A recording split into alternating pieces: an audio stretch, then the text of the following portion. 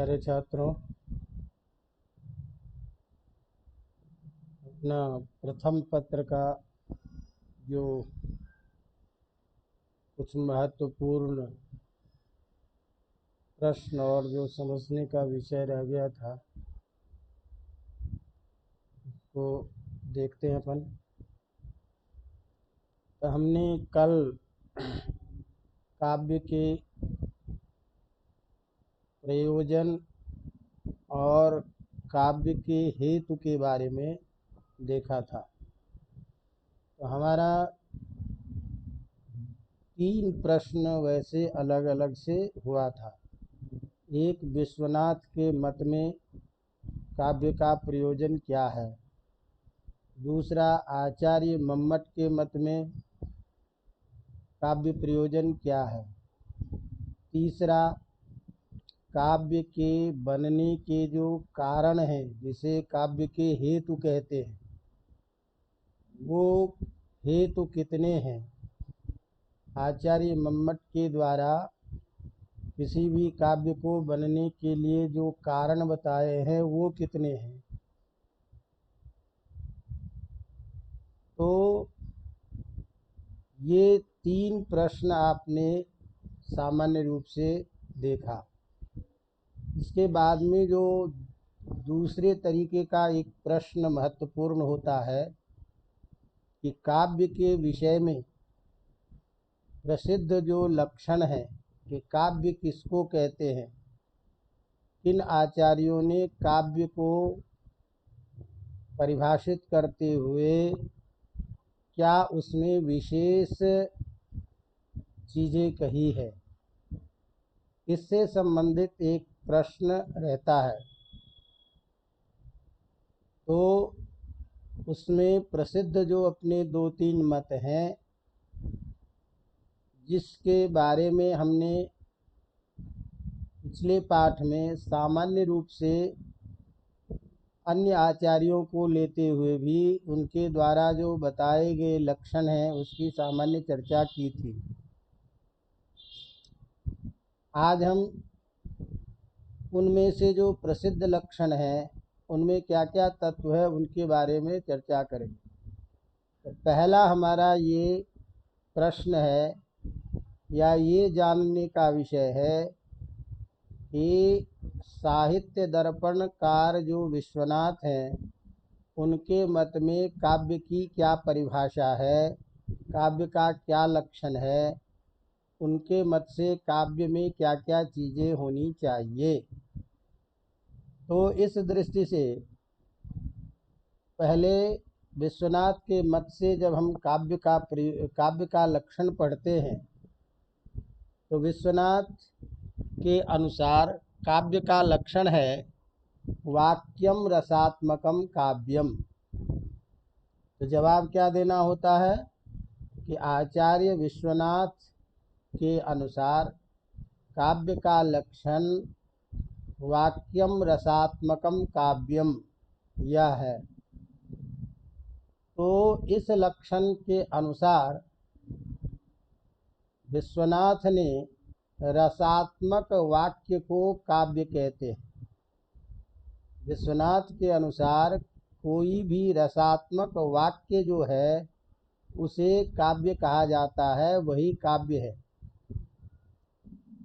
अब ये जो इन्होंने काव्य का लक्षण दिया, इसमें काव्य के आधार पर इसके कोई अंग है, कोई अंगी है। तो अंग जिसमें होता है उसे कहते हैं अंगी। जैसे हाथ, पैर, नाक, कान, मुंह, ये क्या है, अंग। और वो अंग जिसके पास में होगा उसको क्या कहते हैं, अंगी। तो इस तरह से काव्य जो है वह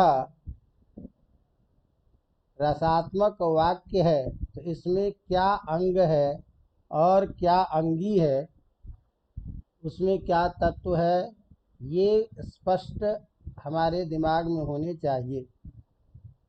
तो विश्वनाथ के आधार पर काव्य का शरीर जो है वो है शब्द और अर्थ। काव्य का शरीर शब्द और अर्थ है, क्योंकि शब्द और अर्थ ये दोनों सम्मिलित होकर के ही काव्य को बनाता है। काव्य में यही दो चीज़ें हैं जो शरीर के रूप में है। लेकिन शरीर होता हुआ भी शरीर में यदि कोई आत्मा न हो तो वो शरीर वह महत्वपूर्ण नहीं होता है। इसीलिए काव्य का शरीर तो शब्द और अर्थ है, लेकिन काव्य की जो आत्मा है वो रस है। तो आचार्य विश्वनाथ के अनुसार काव्य की आत्मा रस है, अर्थात रस से युक्त जो शब्द अर्थ से बना हुआ वाक्य वही काव्य कहलाता है।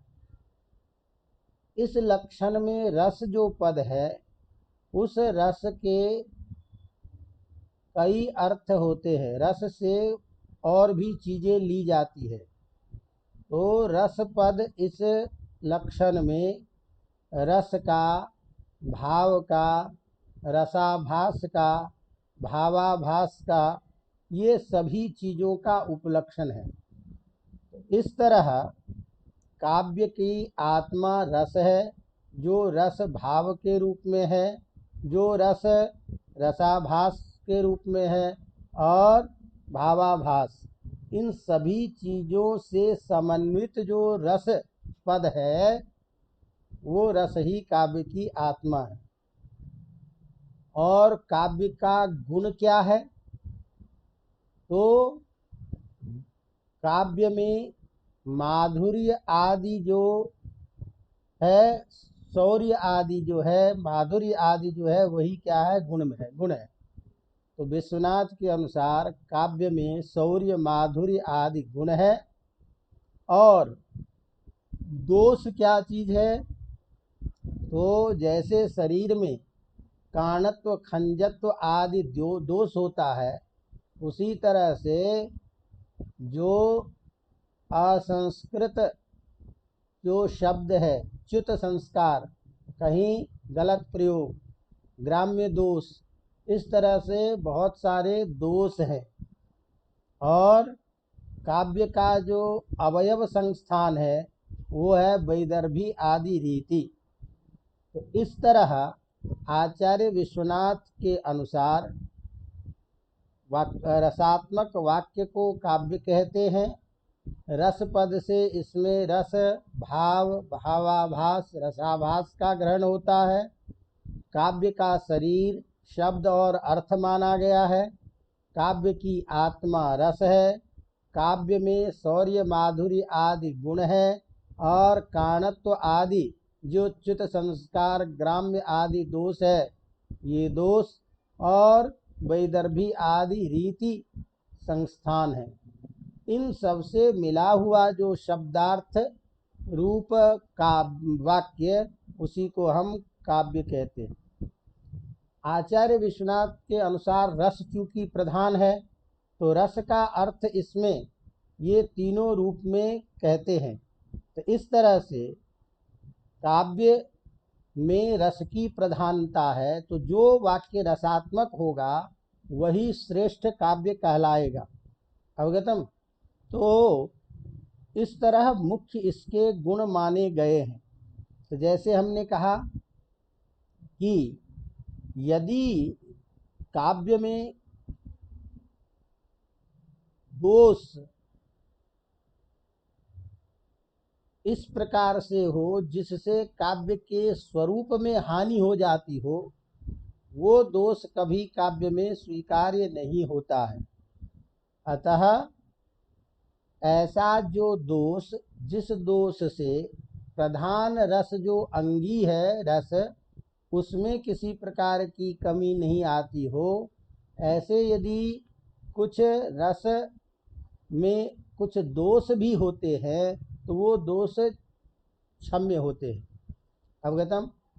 तो अब इस सारी चीज़ों को यदि हम संक्षेप में अपनी भाषा में शब्दों में कहें तो 3-4 मुख्य जो प्रधान है उसको लेकर के आपको ध्यान रखना है कि आत्मा ये है, गुण ये है, दोष ये है, और इन तरीके से दोष से रहित, माधुर्य आदि गुणों से युक्त, सुललित जो पद संरचना से युक्त वाक्य, वह वाक्य ही काव्य माना जाता है। अवगतम। अब ये जो काव्य में गुण होते हैं, ये गुण 3 माने गए हैं, माधुर्य, ओज और प्रसाद। अवगतम। इसी तरह से विश्वनाथ के अनुसार जो रीति है वो रीति 4 प्रकार की मानी जाती है, वैदर्भी, गौड़ी, पांचाली और लाटी। और काव्य के जो शोभादायक जो नित्य धर्म है वो अलंकार है। अवगतम। तो इस तरह से नित्य धर्म अलंकार से युक्त, माधुर्य आदि गुणों से युक्त, कारणत्व खंजत्व च्युत संस्कारादि दोष से रहित, वैदर्भी आदि रीत से संबलित जो रसात्मक वाक्य, उस रसात्मक वाक्य को ही काव्य कहते हैं। अवगतम। तो ये मोटे तौर पर विश्वनाथ के आधार पर काव्य का लक्षण है। इस तरह से कोई भी हम उदाहरण इसमें जब देखते हैं तो हमें जहाँ ऐसा श्लोक, जिस श्लोक में किसी भी प्रकार के रस की कमी न हो, ऐसे रस से युक्त काव्य को श्रेष्ठ काव्य माना जाता है। जैसे उदाहरण बहुत सारे हैं, शून्यम वासगृहम विलोक्य सहसात्, तो इत्यादि बहुत सारे श्लोक हैं जिसको श्रेष्ठ रस के रूप में काव्य का उदाहरण दिया है। अतः विश्वनाथ के आधार पर इस रस के, इस काव्य के लक्षण को हमें ध्यान में रखना। अवगतम। अब जो दूसरा जो लक्षण है वो प्रधान लक्षण है हमारा, जो आचार्य मम्मट हैं, जिनके लेखक आपका काव्य प्रकाश जिनके ग्रंथ हैं, तो उनके आधार पर इसका लक्षण क्या है, काव्य का लक्षण।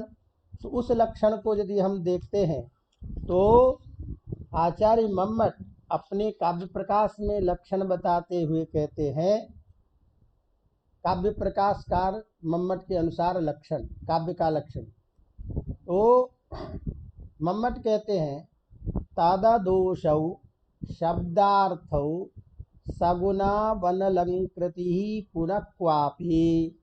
आचार्य मम्मट के अनुसार काव्य का लक्षण, तददोषौ शब्दार्थौ सगुनौ अनलंकृति पुनः क्वापि। अर्थात तत्मने शब्द और अर्थ, वो शब्द और अर्थ कैसा होना चाहिए, तो अदोषौ, दोष से रहित होना चाहिए, सगुनौ, गुणों से युक्त होना चाहिए, और क्वापि अनलंकृति, कहीं कहीं यदि कुछ अलंकार की कमी भी रह जाती है तो भी कोई दिक्कत नहीं है। तो कहीं कहीं कुछ अलंकार के कमी रहने पर भी जो गुणों से युक्त और दोष से रहित जो शब्दार्थ समुदाय, उस शब्दार्थ समुदाय को काव्य कहते हैं। तो इसका मतलब क्या हुआ कि सारांश ये निकला, दोषों से रहित, गुणों से युक्त, साधारणतया अलंकार सहित हो, किंतु यदि कहीं कहीं अलंकार रहित भी होता है तो उसमें काव्यत्व में कोई दोष, कोई हानि नहीं होती है। तो इस तरह विश्वनाथ ने इस लक्षण को परिष्कृत, विश्वनाथ के लक्षण को परिष्कृत करते हुए उससे आगे बढ़ कर के आचार्य मम्मट लक्षण करते हैं। अवगतम। तो इस तरह से ये लक्षण आपको ध्यान में रखना है। अब इसमें कहते हैं कि यदि इस लक्षण में क्वापी शब्द का प्रयोग किए हैं कि कहीं कहीं यदि, क्यों, क्योंकि कोई भी ऐसा प्रायः नहीं होता है जिसमें छोटे छोटे मोटे दोष कोई रह नहीं जाता हो। तो यदि ऐसा कोई दोष हो जो रस का अपकर्षक न हो, रस को में कमी नहीं लाता हो, तो ऐसे दोष होने पर भी उसमें काव्यत्व में कोई दिक्कत नहीं होती है। इसीलिए क्वापी कहा। क्वापी कहने जैसे मान लो कि उदाहरण देते हैं कि यह कौमार हरस एव ही बरस ताएव चैत्र क्षपा तेजोन्मीलित मालती सुरभया प्रौढ़ा कदम्बा नीला सा चैवास्मि तथापि तत्र सुरत व्यापार लीला विधौ रेवारोधसी वेतसी तरुतले कंचेतः समुत्कंठते। तो इस श्लोक में अलंकार यद्यपि स्पष्ट नहीं है लेकिन रस प्रधान है।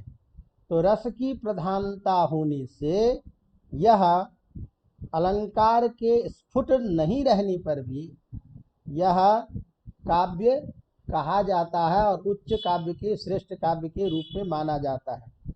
तो इस तरह आचार्य मम्मट के मत में काव्य को मुख्यार्थ अपकर्षक दोष से रहित, उत्कर्ष गुणों से युक्त, अलंकार से युक्त, कहीं कहीं अस्फुट अलंकार रहने पर भी काव्यत्व में हानि नहीं होती। अतः शब्द अर्थ ये दोनों गौण होते हैं मम्मट के आधार पर, और काव्य की आत्मा इनके अनुसार ध्वनि है, व्यंग्य प्रधान। तो जो व्यंग्य प्रधान काव्य हो वह श्रेष्ठ काव्य माना जाता है। तो आचार्य मम्मट के अनुसार शब्द अर्थ गौण है और व्यंग्य प्रधान होता है। तो जो श्रेष्ठ काव्य होते हैं उसमें श्रेष्ठ ध्वनि व्यंग्य जहाँ रहता है वो उत्तम काव्य माना जाता है। इस तरह से काव्य के लक्षण में इन्होंने दो प्रकार की बातें कही है, जिसके आधार पर ये ध्यान रखना है कि शब्दार्थ युगल तो चाहिए ही, क्योंकि शब्द और अर्थ के बिना काव्य नहीं बनेगा, लेकिन शब्दार्थ के साथ साथ इसमें ध्वनि प्रधान काव्य होने के कारण इसमें काव्य की स्थिति मानी गई है। अवगतम। तो इस तरह काव्य के बारे में विश्वनाथ और इसके अपने आचार्य मम्मट के लक्षणों को बताया गया। अब हम यदि इस चीज़ को सारांश में यदि कहें तो ध्यान ये रखना है कि जैसे ये दोनों काव्य का लक्षण करते हैं, इसी तरह से एक प्रधान जो हमारा मत होता है वो आचार्य रसगंगाधर का, जगन्नाथ का। तो ये तीन मत अत्यंत प्रसिद्ध काव्य के लक्षण में माने गए। तो आचार्य जगन्नाथ जो है उनके अनुसार काव्य का लक्षण होता है रमणीयार्थ प्रतिपादकः शब्दः काव्यम। रमणीयार्थ प्रतिपादकः शब्दः काव्यम, ये किसका लक्षण है? आचार्य रसगंगाधरकार जगन्नाथ का। तो रमणीय जो अर्थ उसका जो प्रतिपादक शब्द है वही काव्य है। तो इनके अनुसार रमणीयता जो है वो प्रधान है काव्य में, अर्थात काव्य में रमणीयत्व होना चाहिए। रमणीयत्व क्या चीज़ है? तो इसमें लोकोत्तर जो आह्लाद जनकत्व है, जिसके सुनने मात्र से, पढ़ने मात्र से अत्यंत आनंद की उत्पत्ति होती है, अत्यंत आनंद का अनुभव होता है, ऐसा आनंद से युक्त रमणीय अर्थ को देने वाला जो शब्द और अर्थ है वह काव्य है। तो शब्द और अर्थ यहाँ भी है, लेकिन शब्द और अर्थ क्या हो गया? अप्रधान हो गया। और प्रधान क्या है? लोकोत्तर जो आह्लाद जनकत्व है जो लोकोत्तर आनंद को देने वाला है, ऐसा लोकोत्तर अत्यंत आनंद को देने वाला जो चमत्कार से युक्त सहृदयों को अपने अनुभव के द्वारा सुख का बोध कराता हो, ऐसा जो शब्दार्थ का समुदाय, इस शब्दार्थ समुदाय को हम काव्य कहते हैं। अवगतम। अब जब 2 लक्षण 3 लक्षण हमने देख लिया, तो इसी तरह से एक लक्षण और हमको ध्यान रखना चाहिए। जो आनंदवर्धन हमारे अत्यंत प्रसिद्ध आचार्य है, उन्होंने काव्य की आत्मा ध्वनि को कहा है। तो ध्वनि प्रधान काव्य आनंदवर्धन का माना जाता है। तो यह ध्वनि क्या है, इसका अर्थ करते हुए आनंदवर्धन अपने ग्रंथ में लिखते हैं, ध्वनि का लक्षण काव्यस्य आत्मा ध्वनि। काव्य का लक्षण क्या करते हैं आनंदवर्धन, काव्यस्य आत्मा ध्वनि। तो ये काव्य की आत्मा जो है वो ध्वनि ही है। तो ध्वनि क्या चीज है कि जो शब्द और अर्थ से कुछ विशिष्ट अर्थ को बताता है, ऐसा जो विशिष्ट व्यंग्य अर्थ है वही ध्वनि है। तो जो अर्थ स्वयं को अथवा स्वयं के द्वारा जो अविधेय गौण अर्थ है, उस को कम करके जो व्यंग्य जो प्रतीयमान अर्थ है उसको प्रकाशित करता है, वही ध्वनि है व्यंग्य अर्थ। और उस व्यंग्य अर्थ के प्रधानता के कारण ध्वनि जो है वही मुख्य रहता है। इसीलिए ध्वनि प्रधान काव्य आचार्य आनंदवर्धन का माना जाता है। अब ये जो लक्षण है, इसका तात्पर्य सीधा सीधा ये मतलब हुआ कि ये काव्य में जब कोई कवि अपनी प्रतिभा विशेष के द्वारा जो शब्द और अर्थ प्रयोग किया गया है, उस शब्द अर्थ से भिन्न किसी व्यंग्यार्थ को बोध कराता हो, ऐसा जो व्यंग्य अर्थ वाला जो शब्दार्थ समुदाय, वो श्रेष्ठ काव्य माना जाता है। अवगतम। तो जहाँ बात सामान्य रूप से कुछ और होती है, जैसे मान लीजिए किसी को कोई कहता है कि आहा आपने मेरा बड़ा उपकार किया, लेकिन वो व्यक्ति अपकार किया हुआ है। लेकिन ऐसे व्यक्ति के लिए यदि कहते हैं कि आपने बड़ा उपकार किया मेरे लिए, तो इस तरह का जो अविधेय है कथन, वो तो है कि उपकार किया है, लेकिन व्यंग्यार्थ अर्थ की प्रतीति होती है कि आपने मेरा अपकार किया है। तो इस तरह से सहृदयों के द्वारा जानने योग्य जो व्यंग्यार्थ, वही व्यंग्य अर्थ यदि वाक्य में होता है तो वह श्रेष्ठ काव्य माना जाता है। अवगतम। तो इस तरह से वाक्य के आधार पर हमें इस चीज को देखना है कि आनंदवर्धन ने ध्वनि को प्रधान माना है। ध्वनि को प्रधान वो मम्मट भी मानते हैं, लेकिन मम्मट अपने लक्षण में शब्दार्थ को और जो उनके जो काव्य के अंगभूत तत्व है, उन सबके साथ में ध्वनि प्रधान काव्य को काव्य कहा है। तो ये 2-3 जो काव्य की परिभाषा है, उन काव्य की परिभाषा को उसमें देखना है आपको, इन तीनों चारों के लक्षण के रूप में। अब थोड़ा सा हम इस रूप में सामान्य चर्चा करते हैं कि काव्य के जो गुण हैं, वो मम्मट के आधार पर काव्य के गुण क्या चीज़ है। तो जैसे मैंने कहा कि जैसा विश्वनाथ लक्षण स्वीकार गुण मानते हैं कि गुण 3 प्रकार के होते हैं, उसी तरह से काव्य शास्त्र में आचार्य मम्मट के अनुसार भी 3 प्रकार के गुण माने गए हैं, जो माधुर्य, ओज और प्रसाद है। अब यह जो है, ये गुण माधुर्य क्या चीज़ है, किसको हम माधुर्य कहते हैं, तो कहते हैं कि आह्लादकत्वम माधुर्यम श्रृंगारे धृति कारणम, जो शब्द को सुनने मात्र से शब्द अर्थ के द्वारा जो एक सौंदर्य का बोध करा देता हो, जिसको बोलने में लालित्य का बोध होता हो, ऐसा जो सुललित पद रचना है, उसमें जो प्रतीति हो रही है आनंद की, वही क्या है? माधुर्य आदि गुण है। इसी तरह से जिस चीज को सुन करके एक पल ओज का बोध होता है, ऐसा जो काव्य विशेष होता है वो ओज गुण से समन्वित होता है। और एक शांत जो काव्य के द्वारा सहिष्णुता और शुद्धता और मन शांति का बोधक जो धर्म विशेष होता है, वो आपके गुण होते हैं प्रसाद गुण। इस तरह से गुण का स्वरूप बोध होता है।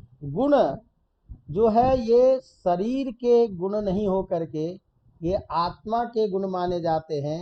इसीलिए शब्द और अर्थ में रहने वाला यह गुण विशेष आत्मा के गुण का बोधक होता है और आत्मा के स्वरूप को बताता है। तो ये जो है काव्य के आधार पर ये स्वरूप माने जाते हैं। अब हमें कुछ इस तरह से ध्यान रखना है कि काव्य कितने प्रकार के होते हैं, काव्य के क्या क्या स्वरूप होते हैं, उसमें ये तीन चीज़ें हमें एक प्रश्न के रूप में पहले ध्यान में रखना। तो काव्य के भेद के बारे में जब हम चर्चा करते हैं तो काव्य के भेद में दो तीन बातें प्रधान रूप से देखे जाते हैं, एक अर्थ की दृष्टि से और एक शब्द की दृष्टि से। तो अगला जो हमारा प्रश्न है वो प्रश्न है काव्य कितने प्रकार के होते हैं आचार्यों के मत में। तो काव्य के भेद ध्यान दीजिए। तो जैसे कि हमने आपको काव्य के स्वरूप को पहले भी कई बार चर्चा में बताया, तो ध्यान रूप से देखिए कि काव्य के भेदों को दो रूप में बांटा जाता है। एक तो बाह्य स्वरूप या विधा के आधार पर, जो विश्वनाथ आदि का लक्षण है, जो काव्य के बाहरी जो स्वरूप है उसके आधार पर काव्य का लक्षण होता है। और अर्थ के आधार पर मम्मट आदि जो है वो काव्य का लक्षण करते हैं। तो अर्थ के दृष्टि से काव्य के कितने भेद होते हैं अलग अलग मत में, उस दृष्टि से जब हम बात करते हैं तो ध्यान रखिए कि आचार्य मम्मट के अनुसार काव्य के तीन भेद होते हैं। आचार्य मम्मट के अनुसार अर्थ की दृष्टि से काव्य के तीन भेद कौन कौन? एक ध्वनि प्रधान काव्य, जिसे उत्तम काव्य कहते हैं, अर्थात जिसमें ध्वनि की अधिकता हो, ऐसे काव्य को उत्तम काव्य कहते हैं। तो एक काव्य होता है उत्तम काव्य, जिसमें ध्वनि कम हो, गौण रूप में हो, वो काव्य मध्यम काव्य माना जाता है। इस तरह से जो दूसरा जो काव्य का भेद है उसे मध्यम काव्य कहते हैं। तीसरा जो भेद है जिसे चित्र काव्य कहते हैं, केवल ध्वनि प्रधान नहीं हो, शब्द का चित्रण मात्र होता हो, ऐसा जो ध्वनि रहित काव्य होता है वो अधम काव्य के रूप में माना जाता है। इस तरह से आचार्य मम्मट के अनुसार काव्य के तीन भेद बताए गए हैं, लेकिन आचार्य विश्वनाथ के आधार पर काव्य के दो ही भेद मानते हैं, एक ध्वनि प्रधान काव्य और दूसरा गुणीभूत व्यंग काव्य। तो आचार्य विश्वनाथ कहते हैं काव्यम ध्वनि गुणीभूत व्यंग्यम चेत द्विधा मतम। तो आचार्य विश्वनाथ के अनुसार ध्वनि प्रधान जो काव्य है वह एक प्रकार का, और दूसरा जिसमें ध्वनि जो है कम होता है, तो गुणीभूत व्यंग ध्वनि।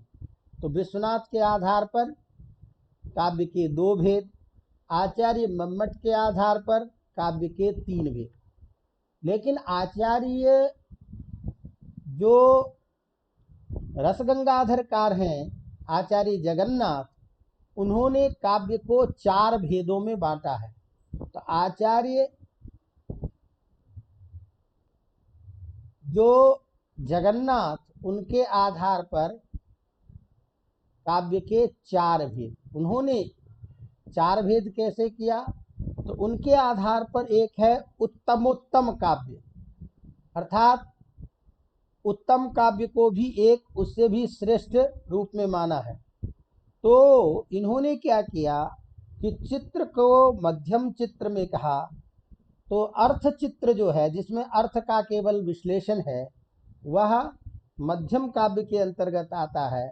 और जिसमें अर्थ भी चित्र सुंदर न हो, केवल शब्द मात्र है, उसको अधम काव्य कहा है।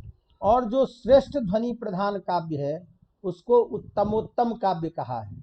और जिसमें ध्वनि कुछ कम रहता है, गुणीभूत जो है, उसको उत्तम काव्य कहते हैं। इस तरह से आचार्य रसगंगाधरकार के आधार पर काव्य का पहला भेद उत्तमोत्तम, दूसरा भेद उत्तम, तीसरा मध्यम और चौथा अधम काव्य। तो ये 4 भेद आचार्य विश्वनाथ के आधार पर, 3 भेद आचार्य मम्मट 4 भेद आचार्य जगन्नाथ के आधार पर, 3 भेद आचार्य मम्मट के आधार पर, और काव्य के 2 भेद विश्वनाथ के आधार पर। ये सभी भेद अर्थ की दृष्टि से किए जाते हैं। अब इन सारी चीज़ों को यदि हम एक साथ रखते हैं, तो सभी आचार्यों के मत में श्रेष्ठ काव्य वही माना जाता है जो ध्वनि व्यंग्य काव्य हो, जिसमें ध्वनि की प्रधानता होती है। तो इसीलिए आचार्य विश्वनाथ कहते हैं, वाच्यातिशायिनी व्यंग्ये ध्वनिस्तद काव्यम उत्तमम, अर्थात व्यंग्य अर्थ जहाँ वाच्यार्थ से अधिक चमत्कार हो, युक्त हो। बात समझ में आ रही है? आचार्य विश्वनाथ भी ध्वनि प्रधान, ध्वनि व्यंग्य को उत्तम काव्य कहा है। रसात्मक वाक्य होने पर भी, काव्य की आत्मा रस है, ये होने पर भी जिस काव्य के द्वारा व्यंग्यार्थ की प्रतीति अधिक होती हो, ऐसा जो व्यंग्य प्रधान काव्य, वह उत्तम काव्य माना जाता है। उसी बात पर व्यंग्य अर्थात जहाँ वाच्यार्थ से अधिक चमत्कार युक्त हो, ऐसे ध्वनि प्रधान काव्य को उत्तम काव्य कहते हैं। अवगतम? ये जो ध्वनि है, ये 2 प्रकार की होती है, जिसको हम एक लक्षणा मूल ध्वनि कहते हैं, एक अविधा मूल ध्वनि कहते हैं। ये ज़्यादा भेद की जरूरत तो नहीं है, लेकिन इतना तय है कि ध्वनि प्रधान काव्य श्रेष्ठ काव्य है, और जो गुणीभूत काव्य है वो आपका अप्रधान काव्य है, मध्यम काव्य होता है।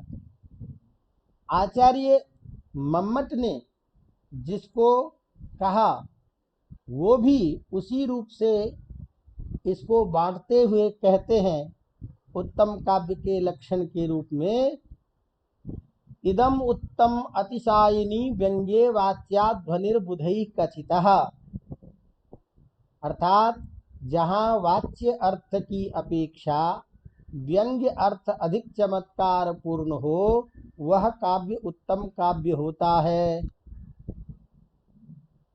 जैसे इसका उदाहरण दिया, निःशेषच्युत चंदन स्तनतम इत्यादि। दूसरा काव्य मध्यम काव्य। तो मध्यम का लक्षण क्या है? तो मम्मट कहते हैं, अतादृशी गुणीभूत व्यंग्यम व्यंग्ये तो मध्यमम, अर्थात जिस काव्य में वाच्य की अपेक्षा व्यंग्यार्थ अधिक उत्तम न होने पर भी, गुणीभूत व्यंग होने पर भी जो काव्य होता है, उस काव्य को हम मध्यम काव्य कहते हैं। इसी तरह से कहते हैं, शब्द चित्रम वाच्य चित्रम अव्यंग्यम त्वरम स्मृतम, जिसमें केवल शब्द मात्र का चित्रण हो, अर्थ मात्र का चित्रण हो, वह अवर काव्य कहलाता है, अर्थात अधम काव्य कहलाता है। तो यहाँ अवर का तात्पर्य है ऐसा काव्य जिसमें केवल शब्द अर्थ का स्वरूप सुनने में तो बहुत अंतर लगता हो, सुंदर लगता हो, लेकिन अर्थ उतना श्रेष्ठ ना हो, जिसमें वाच्यार्थ व्यंग्यार्थ की प्रधानता नहीं हो। जैसे उदाहरण देते हैं, तो अब चूंकि आप लोगों के लिए तो कठिन हो जाता है ये सब, लेकिन सामान्य रूप से ये हमको समझना है। तो कहते उदाहरण में, स्वच्छंदोच्छल दक्ष कच्छ कुहरच्छाते तराम्बुच्छटा मूर्छन मोह हर्ष हर्ष विहित स्नान्य कान्नाय वह विद्या दुद्य दुदार दर्दुर्दरी दीर्घा दरिद्र द्रुम द्रोहद्रेक मोह द्रुमदा मंदाकिनी मंदता। मतलब ये जो श्लोक है इसमें शब्द तो बहुत सुंदर है, लेकिन व्यंग्यार्थ जो है उतना अधिक नहीं है। केवल गंगा के पानी का जो प्रवाह है उसमें जो कल कल ध्वनि है इसका वर्णन मात्र है। तो जहाँ व्यंग्यार्थ प्रधान होता है वो श्रेष्ठ काव्य होता है, जहाँ व्यंग कम होता है वो मध्यम काव्य होता है, और जहाँ व्यंग न हो करके केवल शब्द और अर्थ का उदाहरण होता है उसी को हम चित्र काव्य कहते हैं, या उसको हम अवर काव्य कहते हैं। इसी तरह से ये जो उन्होंने उत्तमोत्तम काव्य इत्यादि के रूप में रसगंगाधरकार ने भी जो भेद किया है वह भी उसी रूप में। आनंदवर्धन जो है, आचार्य आनंदवर्धन अपने ध्वन्यालोक में काव्य के 3 भेद उसी रूप में किए हैं, उत्तम काव्य के रूप में, मध्यम काव्य के रूप में और अधम काव्य के रूप में। और सब जगह तात्पर्य वही होता है, जहाँ ध्वनि व्यंग्य प्रधान होता है वह उत्तम, जहाँ ध्वनि व्यंग्य है वह अप्रधान होता है गौण वह मध्यम, और जहाँ इन तीनों से रहित होता है वो अधम काव्य माना जाता है। अवगतम। तो इस तरह से काव्य के विषय में ये 2-3 चीज़ें जो है आपको लक्षण से संबंधित ध्यान रखने की जरूरत है। अवगतम। ये एक प्रसंग हमारा समाप्त होता है। अब जो दूसरा जो प्रसंग है, जो विशेष प्रश्न के रूप में थोड़ा सा गंभीर भी है और अर्थ की दृष्टि से उसमें समझने की बात होती है, तो उसको आपको अच्छी तरह से ध्यान रखना है, और जो जिसका स्वरूप अलग प्रश्न के रूप में हम करते हैं।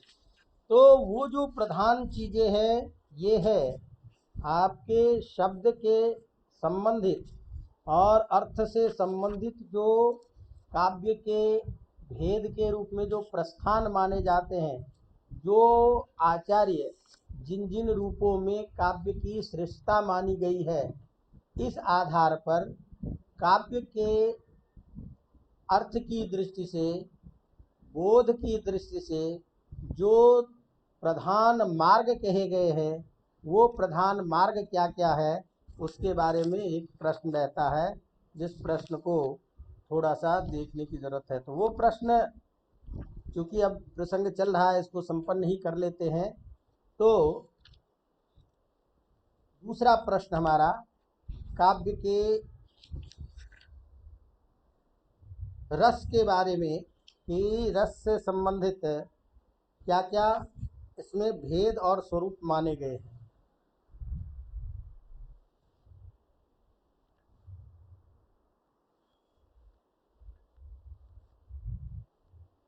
हाँ, तो ये मूल रूप से प्रश्न होता है रस सिद्धांत के विषय में। तो रस सिद्धांत के विषय में साहित्य में 3-4 मत प्रसिद्ध हैं, जिससे संबंधित परीक्षा में प्रश्न देखा गया है और प्रश्न पूछता है। तो विश्वनाथ ने जो कहा कि काव्य की आत्मा रस है, इसके आधार पर रस की उत्पत्ति काव्य में कैसे होती है, इसके लिए एक नियम और सूत्र दिए गए हैं।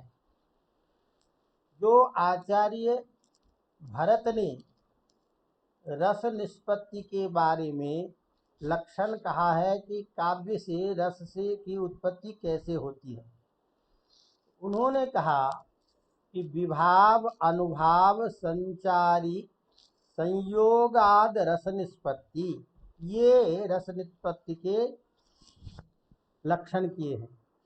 विभावानुभाव्य व्यभिचारी संयोगाद रस निष्पत्ति, अब इसमें जब हम विशेष रूप से पढ़ते हैं तो विभाव क्या है, अनुभाव क्या है, व्यभिचारी भाव क्या है, संचारी भाव क्या है, ये अलग अलग से पढ़ना होता है। लेकिन सामान्य रूप से अभी नाम ध्यान में रख करके कि रस का लक्षण इन्होंने किया कि विभाव, अनुभाव और व्यभिचारी भाव के संयोग से रस की निष्पत्ति होती है, ये लक्षण दिया। अब इस लक्षण में जो निष्पत्ति शब्द है उसको लेकर के आचार्यों ने अलग अलग व्याख्या की है। तो रस के लक्षण में जो निष्पत्ति शब्द है उस निष्पत्ति शब्द को लेकर अलग अलग आचार्यों ने अपना मत दिया है कि इस निष्पत्ति का अर्थ ये चीज है। तो किसी ने कहा कि निष्पत्ति का मतलब है उत्पत्ति, तो इस लक्षण में उत्पत्ति अर्थ जिसने किया है वो उत्पत्तिवाद, रस का उत्पत्तिवाद सिद्धांत इस नाम से प्रचलित है। किसी ने कहा कि नहीं, इसका मतलब है निष्पत्ति का मतलब अनुमिति, अनुभव। तो ऐसी स्थिति में निष्पत्ति के अर्थ करने वाले जो अनुमिति है, अर्थ जो अनुमिति करते हैं उसका मत चला अनुमितिवाद। तीसरा जो है जिन्होंने कहा कि नहीं, इस निष्पत्ति का अर्थ है भुक्ति, भोग, इसीलिए वो मत भुक्तिवाद के मत से नाम से प्रसिद्ध हुआ। और किसी ने कहा कि नहीं, इसका अर्थ है अभिव्यक्ति, रस की अभिव्यक्ति होती है, तो ये अभिव्यक्तिवाद के मत से प्रसिद्ध हुआ। तो आपको सारांश रूप में ये समझना है कि रस के बारे में, रस निष्पत्ति के बारे में काव्य शास्त्रों में आचार्यों के द्वारा प्रसिद्ध 4 सिद्धांत हैं। एक उत्पत्तिवाद सिद्धांत, एक अनुमितिवाद सिद्धांत, एक भुक्तिवाद सिद्धांत और एक अभिव्यक्तिवाद सिद्धांत। ये 4 सिद्धांत हैं। तो परीक्षा में आपको किसी भी एक सिद्धांत को लेकर के ये किसका सिद्धांत है और इस मत में क्या तात्पर्य है, ये लिखने के लिए आपको कह देगा। तो इस तरह से काव्य शास्त्रीय अध्ययन की दृष्टि से ये प्रश्न महत्वपूर्ण हो जाता है। तो यद्यपि इसकी चर्चा तो बहुत लंबी है, लेकिन संक्षेप में कि पहला मत जो है जैसे उत्पत्तिवाद है, तो ये सिद्धांत भट्ट लोलट जो आचार्य हैं उन्होंने दिया है। तो उत्पत्तिवाद सिद्धांत किसका है? भट्ट लोलट का। तो भट्ट लोलट ने इस रस सूत्र में निष्पत्ति का अर्थ उत्पत्ति करते हैं। तो इसीलिए रस का अर्थ, यहाँ निष्पत्ति का अर्थ उत्पत्ति होने के कारण, उत्पत्ति मानने के कारण इसके मत को हम उत्पत्तिवाद कहते हैं। तो भट्ट लोलट के मत में विभाव, अनुभाव, व्यभिचारी भाव के संयोग से जो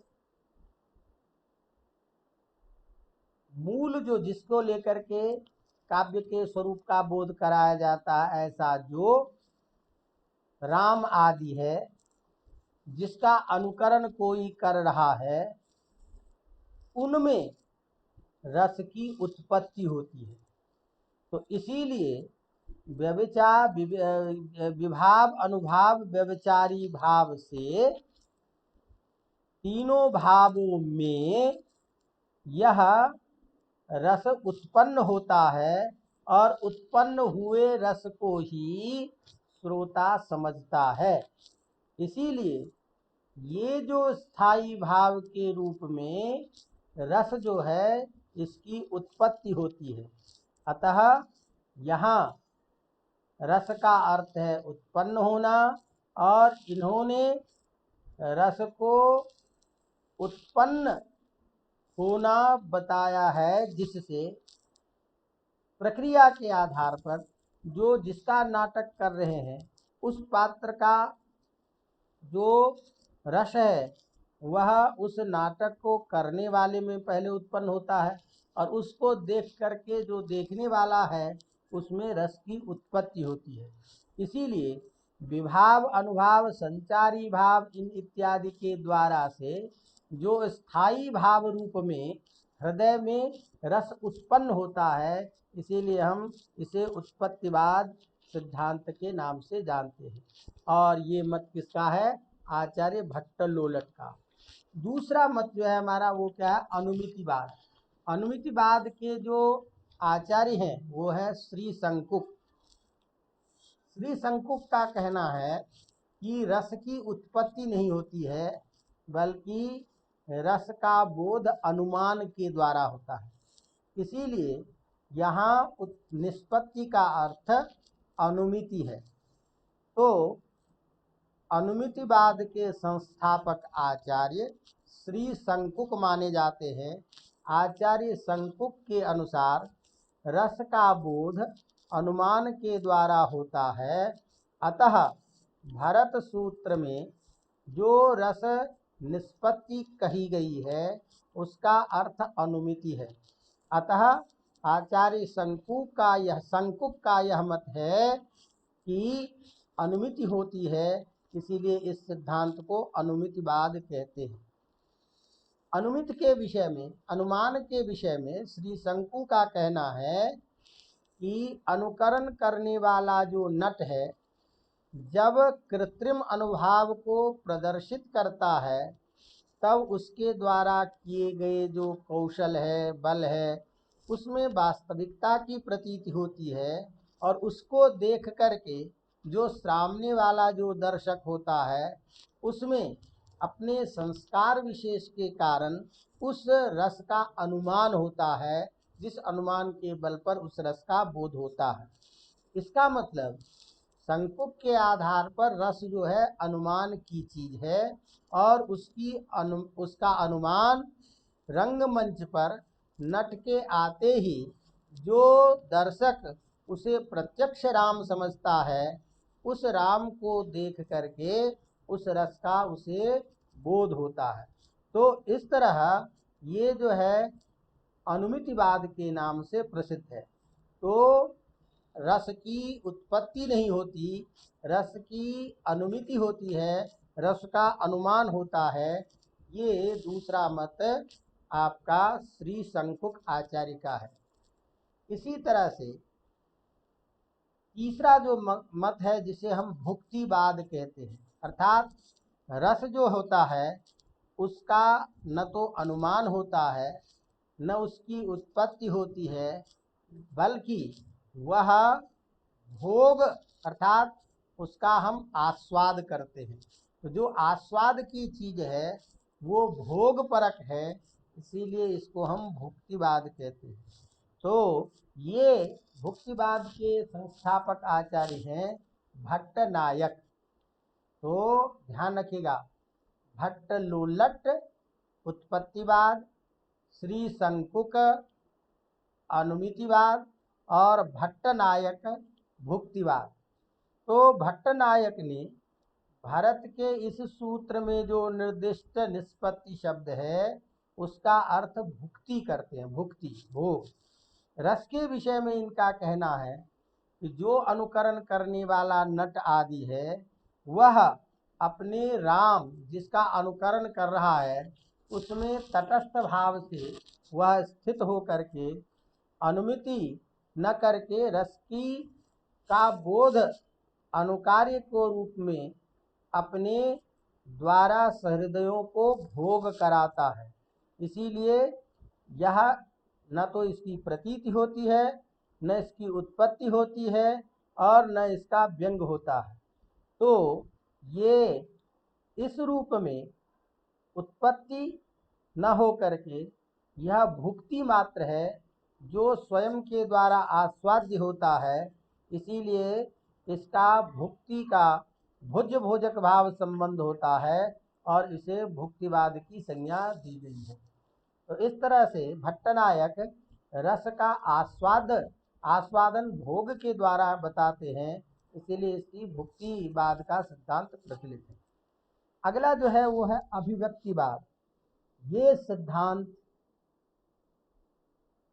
सर्वोत्तम सिद्धांत के रूप में प्रतिष्ठापित है, जो सभी इसको स्वीकार करते हैं। इसीलिए सबसे अधिक प्रसिद्ध प्रचलित जो मत है ये अभिव्यक्तिवाद होता है कि रस की अभिव्यक्ति होती है।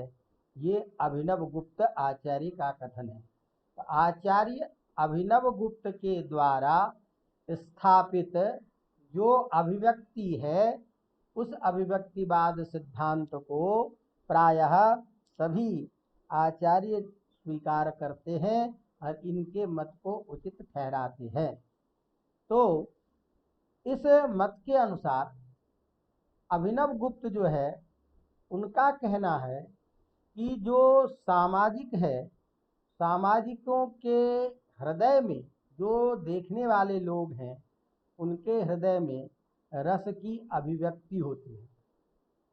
और उसकी प्रक्रिया कैसे होती है, रस की अभिव्यक्ति कैसे होती है? तो जैसे लोक व्यवहार में रति के कारण जो हाव भाव निर्विक्त इत्यादि के द्वारा बार बार उसके मन में, हृदय में जो एक संवेद्य उत्पन्न होता है और वही एक संस्कार विशेष हो करके और उसको अभिव्यक्त करता है। इसी तरह किसी भी नट आदि को देख करके पूर्व जनित जो आत्मा में जो रस है, संस्कार है, वह संस्कार रस अभिव्यक्त होता है, बाहर निकलता है।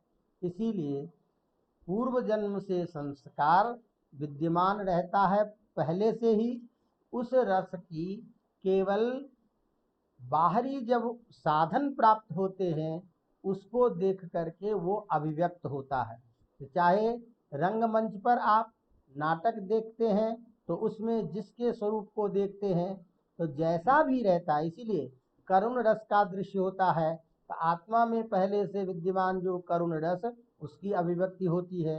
कहीं हास्य रस की कथानक जो देखते हैं तो उसको देख करके उसकी उत्पत्ति होती है।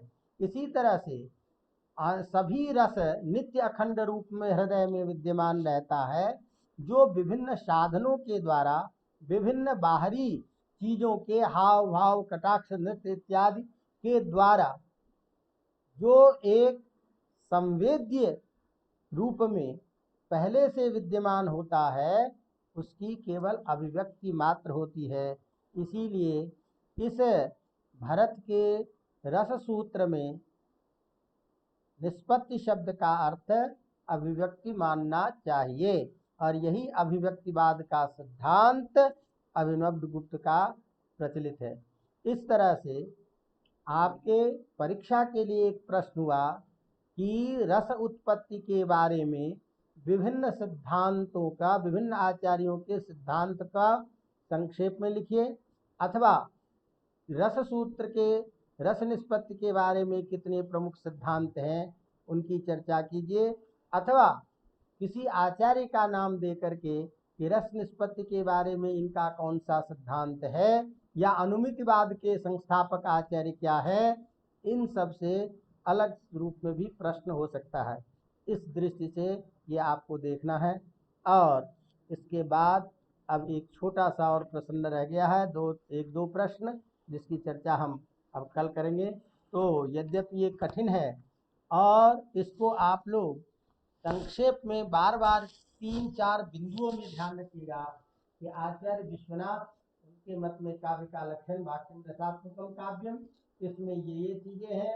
रस प्रधान है, काव्य की आत्मा को रस माना गया है, इसमें काव्य के ये गुण हैं, ये शरीर है, ये आत्मा है, ये दोष, ये सारी चीजों को एक डाटा बनाएंगे। इसी तरह से आचार्य मम्मट के द्वारा जो लक्षण किया गया, उस लक्षण में हमको देखना है, इसका लक्षण का स्वरूप है तददोषौ शब्दार्थो सगुणावनलंकृति पुनः क्वापि। अनलंकृति का मतलब है कहीं कहीं अलंकार न रहे, कम रहने पर भी काव्यत्व में कोई दोष नहीं होता, काव्यत्व में हानि नहीं है। इसीलिए अस्फुट अलंकार रहने पर भी काव्यत्व रहता है। तत्पद शब्द का अर्थ है शब्द और अर्थ, वह शब्द और अर्थ दोष से रहित होना चाहिए, शब्द से गुणों से युक्त होना चाहिए। इस तरह से अस्फुट अलंकार होता हुआ भी गुणों से युक्त शब्द और अर्थ वाला जो काव्य वाक्य समुदाय वही काव्य है। ये आचार्य मम्मट के आधार पर और उसके आधार पर वो सारी चीजें।